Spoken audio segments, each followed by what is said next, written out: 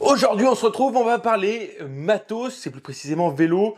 Je vais te présenter tout mon setup complet pour rouler à 39,74 km/h sur mon premier Ironman.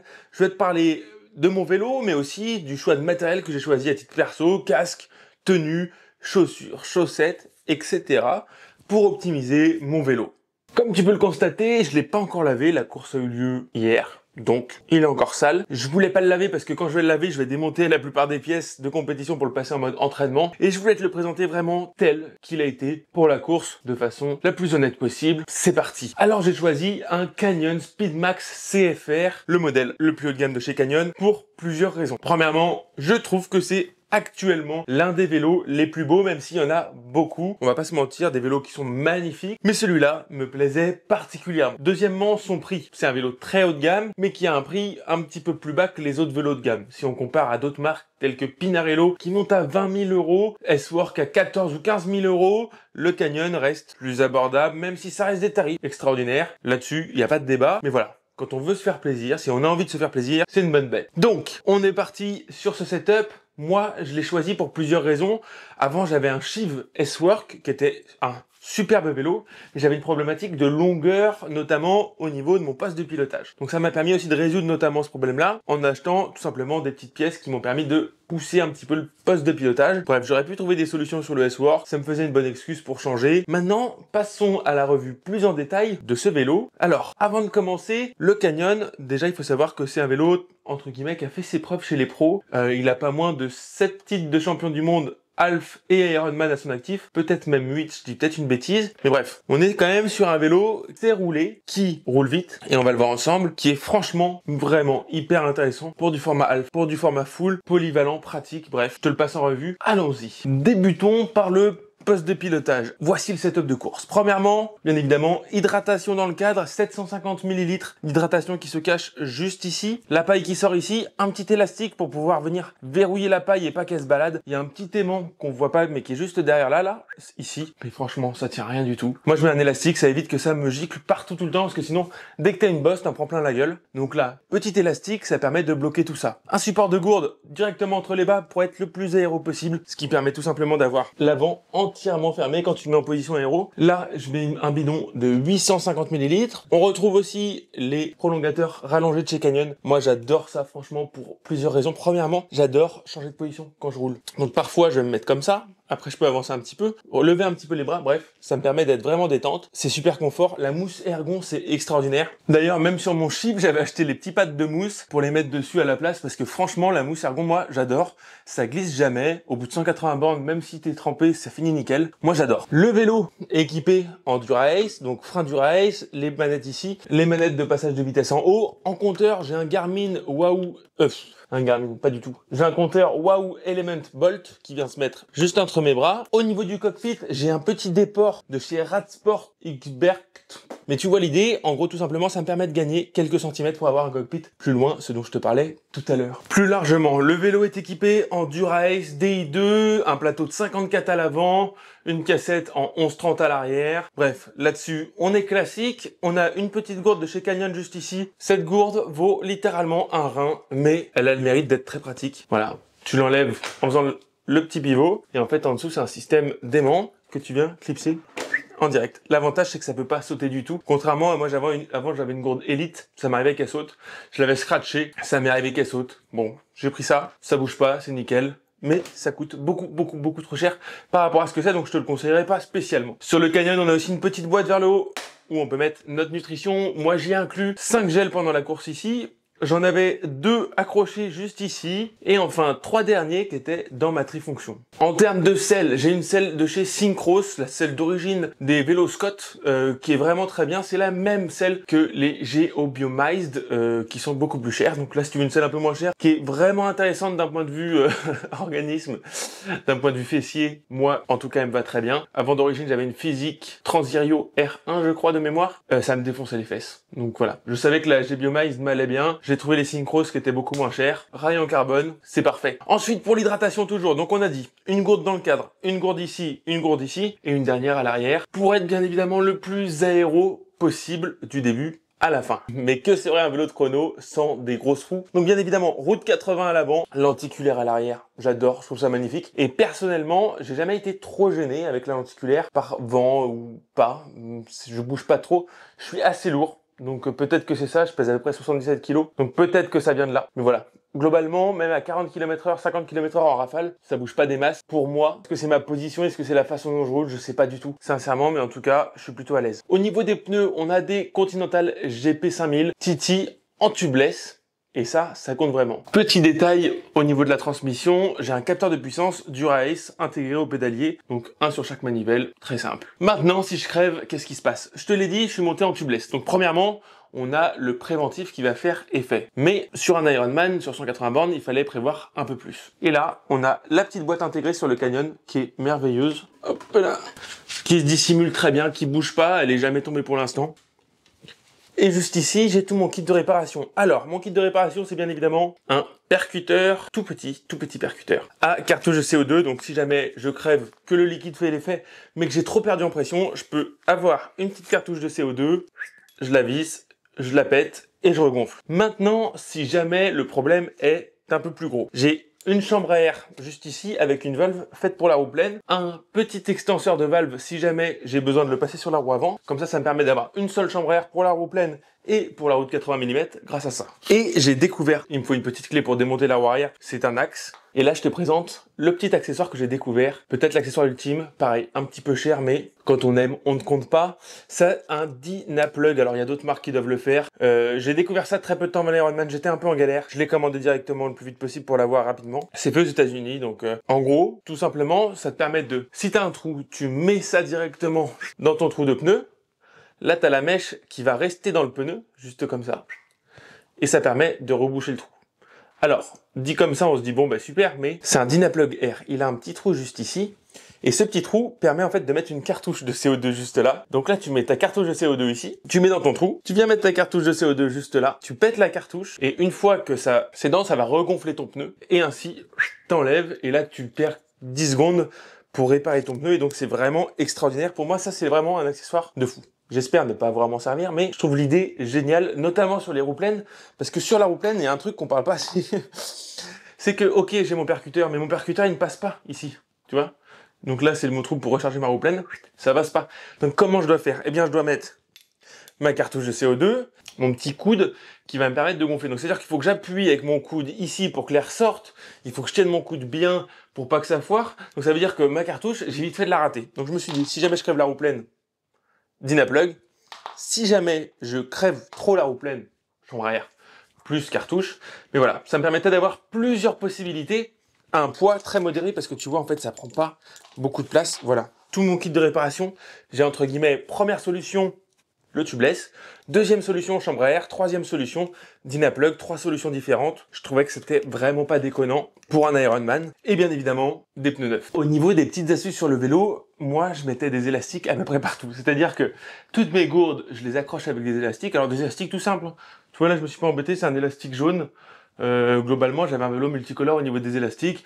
Je devais avoir un rouge à l'arrière, un bleu à l'avant. J'en mets même 2 ici au cas où il y en a un qui casse, comme ça je peux raccrocher ma gourde.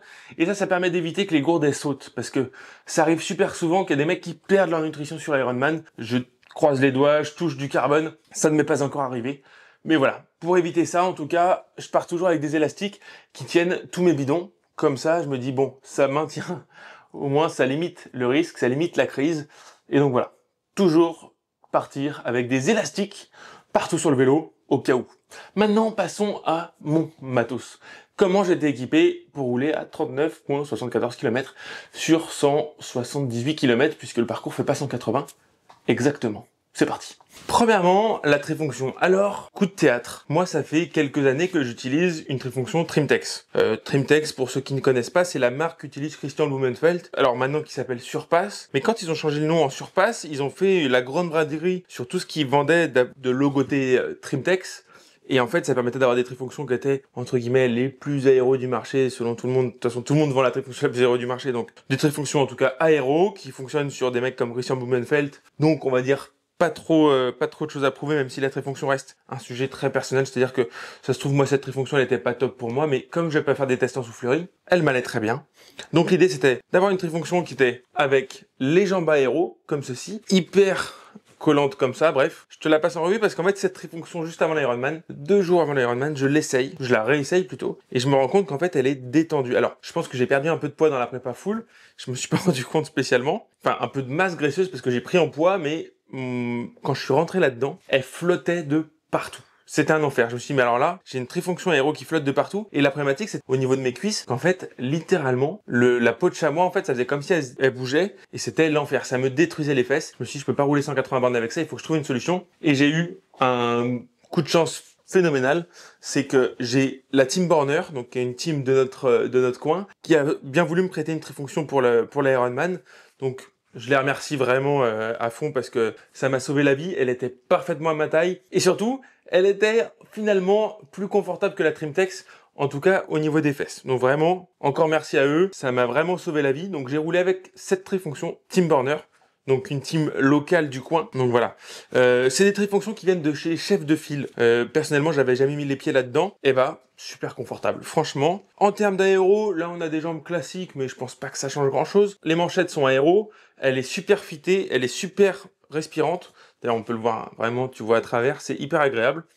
Et franchement, super sympa le design, bref. Grand merci à eux, ils m'ont sauvé la vie. Donc si quelqu'un passe par là de la team, encore merci. Ça, c'est pour la trifonction. Donc trifonction de chez Chef de File, de la Team Borner. Maintenant, le casque. Eh bien, en casque, moi j'utilise un casque Mistral, donc modèle aéro. Donc l'avantage de celui-là, ce que j'aime bien, c'est que la visière, elle est aimantée. Donc ce qui permet de... Parce que bon... Tu vois sur un Ironman, très vite, tu vois plus grand chose à travers de la visière. Voilà, très très simpliste. Franchement, en termes de finition, ils vendent ça une fortune, c'est pas bien fini, c'est pas fou. Mais bon, c'est un casque aéro, ça fait son taf, c'est pas fait pour être confortable, c'est pas fait pour être, voilà. C'est fait pour être aéro, et je pense qu'il l'est, en tout cas, voilà, sur mes positions, moi, ça me met dans une bonne position aéro. Le casque finit bien, donc, au niveau de mon dos, et il vient pas faire une bosse ou autre. Donc vraiment, ce casque me va plutôt bien. Je sais pas si je vais pas changer l'année prochaine, sincèrement, parce que voilà, j'avais pris un casque noir parce qu'à l'époque, ils étaient en promo. Mais c'est vrai que j'aimerais bien passer sur un casque blanc parce que je me dis, bon, les triathlons, souvent, c'est quand même l'été, il fait chaud. Pourquoi s'embêter à se cuire la tête avec un casque noir alors qu'on pourrait avoir un casque blanc? Donc voilà. Je pense que je vais prendre un casque blanc pour l'année prochaine. Je sais pas lequel. Donc en tout cas, pour l'Ironman, j'avais un casque de la marque Casque, modèle Mistral avec la visière teintée, simple et efficace. En termes de chaussettes, j'avais des chaussettes classiques, pas aéro, rien du tout. Pas de manchon de compression pour moi, pour la simple et bonne raison que quand je roule en vélo, j'ai toujours l'impression que ça me fait tétaniser au niveau des quadriceps, donc je préfère rien mettre du tout. Pas de manchon aéro, rien, classique, simple, efficace. J'ai pas voulu prendre de risque, tout simplement de me dire que j'allais peut-être gagner 3-4 watts d'aéro pour potentiellement cramper ou avoir des petites gênes. À chaque fois que j'en mets, j'ai des gênes, donc je me suis dit, écoute, on n'en met pas, on part sur du safe. Au niveau des chaussures maintenant, alors j'ai commandé des Bontes Vapor SL que je n'ai pas reçu pour l'Ironman et que je viens de recevoir à l'instant. Donc ça normalement c'est le modèle qui a dû m'accompagner pour l'Ironman pour la simple et bonne raison que je ne suis pas bien dans mes chaussures depuis des années. Ça fait des années que je cherche le modèle idéal. Est-ce que ça sera celui-là ou pas, je te le dirai dans une prochaine vidéo puisque je compte bien les tester de part en part et te dire ce que j'en pense. Mais en tout cas, ça n'a pas été elle, mais ça potentiellement ça aurait dû être elle. En fait, j'ai fait l'Ironman avec mes physiques Transirio qui ont quelques années maintenant. Donc ces chaussures-là, alors moi le problème que j'ai avec ces chaussures, franchement je les trouve vraiment bien. Elles sont pratiques à mettre. En transition, donc moi j'accroche mes chaussures, hein, vraiment même sur l'Ironman, ça reste du triathlon donc faut aller vite. Donc j'avais les chaussures d'accrocher, tu glisses ton pied, franchement, t'as vraiment de l'espace pour glisser ton pied, c'est vraiment agréable, ça se met bien, tu scratches. Et le problème c'est qu'en fait je peux pas serrer le boa pour la simple et bonne raison que elles sont beaucoup trop fines pour moi. J'ai un pied qui fait une largeur de 105 mm. C'est physique, font 95 mm de large. Donc ce que je fais avant la course, c'est que je les remplis de chaussettes. Je les remplis de chaussettes pour élargir un max le textile pour pas qu'elles me fassent mal. Enfin d'ailleurs je le fais pas que pour la course, je le fais même à l'année quasiment parce que je m'en sers aussi tout le temps à l'entraînement. De façon à ce qu'elles soient le plus élargies possible, et une fois qu'elles sont comme ça, je desserre à fond le bois, et en fait le bois, je le serre jamais. Donc je roule bois desserré, parce que si jamais je le serre, dans 30 secondes, j'ai les pieds qui gonflent et ça va me faire mal. Donc voilà, pour ces chaussures-là. Et alors, comme la chaleur est montée assez tardivement, mon pied a pas trop gonflé en vélo, donc ça a été super agréable, et j'ai pas eu de douleur vive en vélo ou autre, contrairement à ce que j'ai pu avoir à l'entraînement sur des journées ou des sorties un peu plus chaudes. Au niveau des points forts et des points faibles de ce vélo, quels sont-ils? Alors selon moi, sincèrement, de façon totalement transparente, il n'a pas vraiment de point faible. Honnêtement, j'ai essayé plein de vélos de chrono.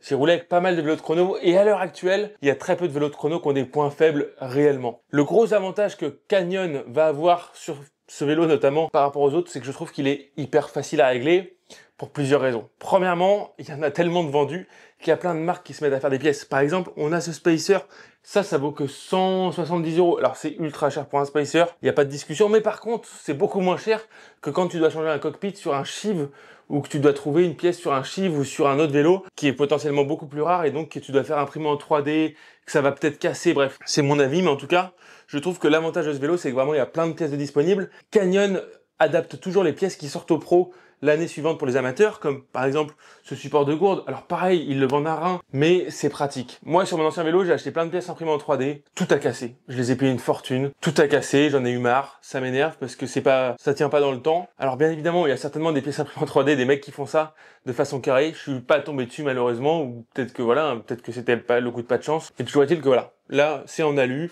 c'est plus lourd, mais ça bouge pas. Le gros avantage ensuite de ce vélo, c'est qu'une fois lancé, on est vraiment sur un bulldozer. Une fois que t'as 40, ça bouge plus, t'as juste à maintenir tes watts et vraiment, c'est hyper agréable. Ça, c'est vraiment le truc que j'adore sur ce vélo. C'est vraiment cette sensation d'être sur un bulldozer, d'être aéro, ça bouge pas et franchement, ce vélo pour moi, il est vraiment proche de la perfection. Je vois pas de défaut aujourd'hui, sincèrement. Peut-être que j'en verrai à l'avenir. Ça fait un an plein que je roule avec. Peut-être en défaut, si jamais je vais faire des cols, bon, ça sera peut-être pas la machine idéale. Mais moi, ce que j'aime, c'est rouler vite, c'est rouler sur des terrains plutôt plats ou vallonnés. Donc voilà, c'est vraiment pour moi un super vélo. Et vraiment, j'ai pas grand chose de néfaste à dire dessus. Hormis son prix. Son prix parce que vraiment, ça coûte cher. Si t'as des questions sur mon setup, sur quoi que ce soit, dis-les-moi en commentaire. Moi, je te dis à bientôt pour une prochaine vidéo. N'oublie pas, si tu veux que je t'accompagne personnellement dans tes objectifs, le lien pour mon coaching one-one est disponible en description. Les casquettes Mus sont disponibles à moins 20% avec le code YouTube. Et moi, je te dis à bientôt pour une prochaine vidéo. Bisous.